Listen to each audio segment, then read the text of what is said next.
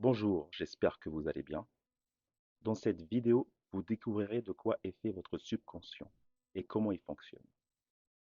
Puis par la suite, vous y trouverez trois techniques qui vous permettront de reprogrammer rapidement et efficacement votre subconscient.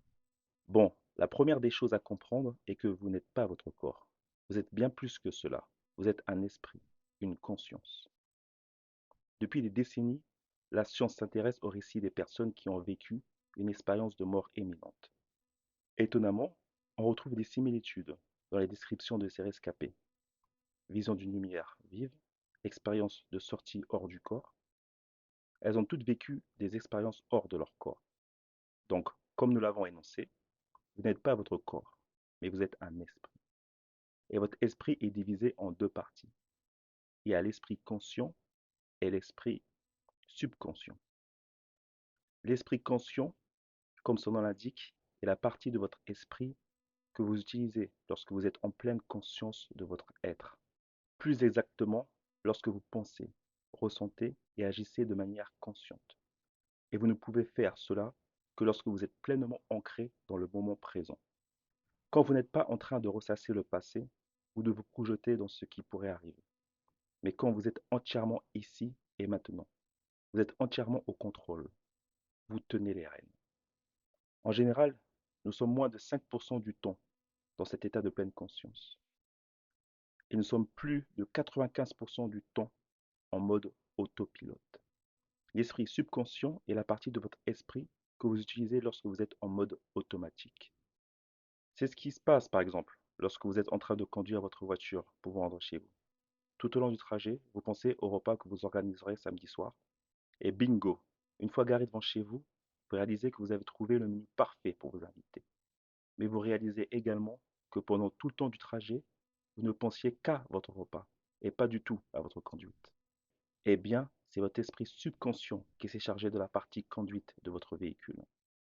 Et cela n'a été rendu possible que grâce aux nombreuses heures passées derrière votre volant, formant en vous des automatismes et des habitudes de conduite. Votre subconscient est le siège de tous vos automatismes, de toutes vos habitudes.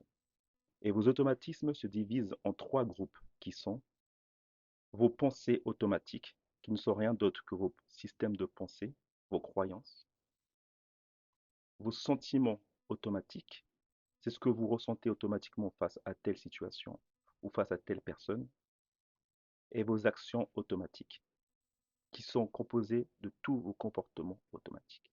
Reprogrammer votre subconscient revient donc à acquérir de nouvelles habitudes.